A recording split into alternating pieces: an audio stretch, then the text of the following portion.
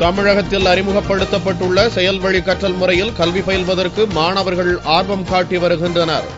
APL எனப்படும் செயல்வழி கற்றல் முறை 2006ஆம் கல்வியாண்டில் அறிமுகப்படுத்தப்பட்டு தற்போது அனைத்து பள்ளிகளிலும் கட்டாயமாக்கப்பட்டுள்ளது.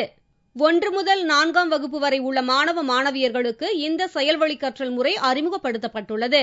இம்முறையில் படிக்கும் மாணவர்கள் ஆசிரியர்களின் மீது பயம் இல்லாமல் எளிதில் மனதில் பதியக்கூடிய வகையில் படிக்கின்றனர். இந்த திட்டத்தின் மீதுள்ள ஆர்வத்தால் கோவை மாவட்ட மாநகராட்சி பள்ளிகளுக்கு மெட்ரிக் பள்ளி மாணவர்கள் ஏராளமானோர் சேரத் தொடங்கியுள்ளனர். புத்தகங்களுக்கு பதிலாக வண்ணமயமான அட்டைகளில் பொறிக்கப்பட்ட எழுத்துக்களின் வரி வடிவம், வார்த்தைகள் மற்றும் படங்கள் வழியாக மாணவர்களுக்கு படிப்படியாக பாடங்கள் கற்பிக்கப்படுகிறது. இது தவிர வில்லுப்பாட்டு, பொம்மலாட்டம் போன்ற கலைகள் மூலமாகவும் படங்கள் வரைவது மூலமாகவும் பாடங்கள் கற்றுக் கொடுக்கப்படுகிறது.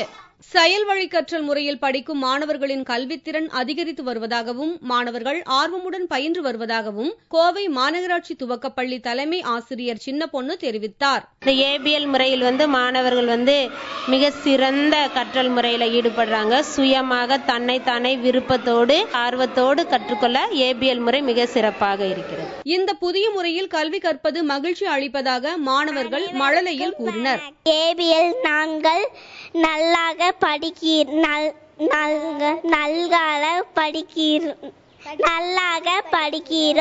இப்பெல்லாம் எங்க அம்மாட்ட போய் சொல்லும் போது நல்லா படிக்கணும், இந்த மாதிரி படிச்சாதான் அம்மாக்கு சந்தோஷமா இருக்கும் அப்படின்னு சொல்லுவாங்க.